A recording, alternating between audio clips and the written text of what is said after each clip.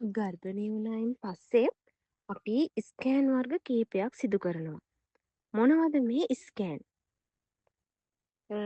ඔබේ දැනුවත්භාවය සඳහා අද අපි කතා කරමු මේ ස්කෑන් වර්ග ගැන. ගර්භණය වුණාට පස්සේ මුල් කාලේ අපි ස්කෑන් එකක් කරනවා. මේක කරනවා සාමාන්‍යයෙන් සති 6ත් 10ත් අතර කාලයේ. මේකට අපි කියන්නේ dating scan නැත්නම් early pregnancy scan. මේක කරන එකේ අරමුණ මොකක්ද? මේකෙන් වෙන්නේ ගැප් ගැනීම ස්ථීර කරනවා. ඒ කියන්නේ ඔයාට දරුවෙක් ලැබෙන්න ඉන්නවා කියන දේ හරියටම සනාථ කරනවා. ස්ථීර කරලා අපි දැනගන්නවා. ඊට පස්සේ මේ ඔයාගේ බඩේ හටගත්ත කලලය ගර්භාෂය ඇතුළෙමද තියෙන්නේ. නැත්නම් ගර්භාෂයෙන් පිටද තියෙන්නේ. නේද? සාමාන්‍යයෙන් ඔයාලා දන්නවා ගර්භාෂයෙන් පිට ගැප් ගැනීම සිදු වෙනවා. පැලෝපියන් නාලය නේද? ඒ වගේ තත්ත්වයක්ද කියන එක මේ ස්කෑන් එකෙන් අපි හඳුන ගන්නවා. ඒත් එක්කම ගර්භාෂයේ අසාමාන්‍යතා. ගර්භාෂයේ අසාමාන්‍යතා මොනවා හරි මේ කලලේ වර්ධනය වෙන්න ප්‍රශ්න තියෙනවද කියන දේ අපි හඳුන ගන්නවා. ඒ වගේම දරුවගේ හෘද ස්පන්දනය පරීක්ෂා කරනවා මේ ස්කෑන් එකේ. මෙතනදී ඔයාට නිවුන් බබාලාද ඉන්නේ එහෙමත් නැත්නම් එක පැටියෙක්ද ඉන්නේ කියලා දැනගන්න පුළුවන්.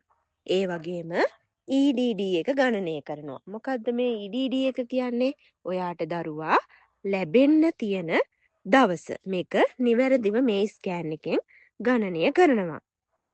ඊට පස්සේ ඔයාලට ආයි ස්කෑන් එකක් කරනවා. සති 11ත් 13ත් අතර කාලේ වගේ මේ ස්කෑන් එක සිදු කරනවා. මේක අනිවාර්යයෙන්ම කරගන්න ඕනේ ස්කෑන් එකක්.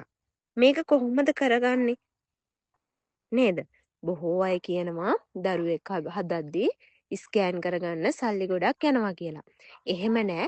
මේ අත්‍යවශ්‍ය ස්කෑන් ටික අපිට හොස්පිටල් එකෙන් නොමිලේ සිදු කරගන්න පුළුවන්. හරි. එතකොට අපි කතා කරේ මේ දෙවනියට කරන ස්කෑන් එක. ඒක කරන්නේ සති 11ත් 13ත් අතර. මේක කරන එකේ අරමුණ මොකක්ද? ඒ කියන්නේ ඔයාගේ දරුවගේ ජානමය අසාමාන්‍යතා හඳුනා ගන්නවා.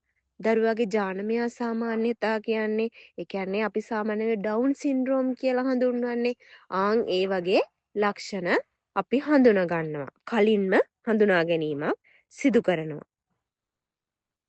මෙමගින් ඔයාට ඔයාගේ දරුවා නිරෝගීව ඉන්නවා කියලා තවදුරටත් තහවුරු කරගන්න පුළුවන්. ඊට පස්සේ අපි ස්කෑන් එකක් කරනවා. ඒක තමා ගර්භණී සමයේ වැදගත්ම ස්කෑන් පරීක්ෂණය. මේක කරන්නේ සති 18ත් 22ත් අතර කාලයේ. මේකේ අරමුණ තමා දරුවගේ ශරීරයේ අවයව නිසි ලෙස වර්ධනය වෙලාද කියලා බලනවා. ඒ කියන්නේ හිස, මොළය, හදවත, වකුගඩු, කොඳු ඇටපෙළ සහ අත්පාවල ව්‍යූහය ඉතා සවිස්තරාත්මකව පරීක්ෂා කරනවා. ඒ වගේම බබාට අවශ්‍ය බබා හුස්ම ගන්න ජීවය දෙන වැදෑම ප්ලැසෙන්ටා එකේ පිහිටීමත් පරීක්ෂා කරනවා. ඒ වගේම බබා ඉන්නේ වතුර බෑග් එකක් ඇතුළේනේ නේද? වෝටර් බෑග් එක ඇතුළේනේ. ඉතින් ඔය වතුරට අපි කියනවා ඇම්නියෝටික් ෆ්ලුයිඩ් එක කියලා. මේ ඇම්නියෝටික් ෆ්ලුයිඩ් එකේ ෆ්ලුයිඩ් එක ප්‍රමාණවත්ද කියලා මේ ස්කෑන් එකේදී පරීක්ෂා කරනවා. මේ මගින් ඔබේ දරුවා තවදුරටත් නිරෝගීව ඉන්නවා කියන එක ස්ථිර කරගන්න පුළුවන්. ඊට පස්සේ ස්කෑන් එකක් කරනවා. සාමාන්‍යයෙන් 3 වන ත්‍රයිමාසිකයේදී මේක කරන්නේ. සති 28ත් 32ත් අතර කාලය තමයි සිදු කරන්නේ. මේකෙදි දරුවාගේ බර වර්ධනය මැන බලනවා. දරුවාට ලැබෙන රුධිර සැපයුම සහ ඔක්සිජන් ප්‍රමාණය ප්‍රමාණවත්ද කියලා මෙහිදී පරීක්ෂා කරනවා. ඔයාලා අහලා ඇති දැන් මේ 3 වෙනි ත්‍රිමාසිකයේ ඉන්න අම්මලා නම් ඩොප්ලර් ස්කෑන්, ග්‍රෝත් ස්කෑන් අන්න ඒ දෙක සිද්ධ කරන්නේ මෙන්න මේ ස්කෑන් පරීක්ෂණේ. Growth scan, Doppler scan. මෙතනදී දරුවට ඔයාගේ පෙකණි වෙලා හරහා යන රුධිර සැපයුම සහ ඔක්සිජන් ප්‍රමාණය ප්‍රමාණවත්ද කියලා බලනවා. නේද? එතන මොකක් හරි පොඩි ප්‍රශ්නයක් නම් ඔයාට ආය සති දෙකකින් විතර ඩොප්ලර් ස්කෑන් එකක් කරන්න කියලා කියනවා නේද? හරි. දැන් අනිවාර්යයෙන්ම කරන්න ඕනේ ස්කෑන් ටික තමයි ඔය. ස්කෑන් කීයක් කිව්වද? 3ක්. ඔය ස්කෑන් 3 අනිවාර්යෙන් කරනවා. 1 dating scan, 2 anomaly scan, 3 growth scan Doppler scan. ඔය ටික අනිවාර්යෙන්ම ගර්භණී වුණායින් පස්සේ අපි ඔය ටික බලනවා. මොනවද මේ ඔයාලට දැන් ස්කෑන් පරීක්ෂණයකදී සැලකිලිමත් වෙන්න ඕන කරුණු? සාමාන්‍යයෙන් ඔයාලා ස්කෑන් කරන්න බයයි. ස්කෑන් කරන්නේ කොහොමද? ඔයාලගේ බඩේ ජෙල් එකක් ගාලා ඒ ජෙල් එක උඩ තමා අර උපකරණය යවලා ඔයාගේ බබාව පරීක්ෂා කරන්නේ නේද? ඉතින් සමහර අය බයයි ওই ජෙල් එක බබාට අහිතකර වෙයි කියලා නේද? නෑ එහෙම නැහැ.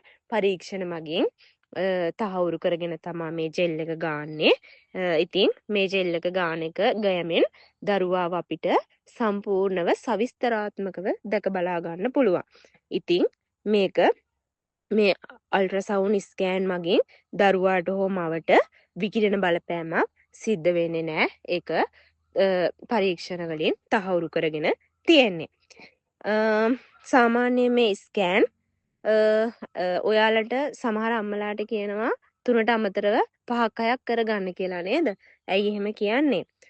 මවගේ සෞඛ්‍ය තත්ත්වය හෝ දරුවාගේ වර්ධනය අනුව වෛද්‍යවරයා විසින් මීට වඩා ස්කෑන් ප්‍රමාණයක් ඔයාලට කරන්න කියලා කියන්න පුළුවන්. ඒ ඔයාගේ හරි බබාගේ හරි චූටි ගැටලුකාරී තත්ත්වයක් තියෙනවා නම් සෞඛ්‍යභාවය තහවුරු කර ගැනීම සඳහා ස්කෑන් ටිකක් වැඩි කරන්න පුළුවන්. ඉතින් අනිවාර්යෙන් මේ ස්කෑන් ටික කරගන්න ඕන. මොකද ඔබත් දරුවාත් නිරෝගී වෙන්න ඕන.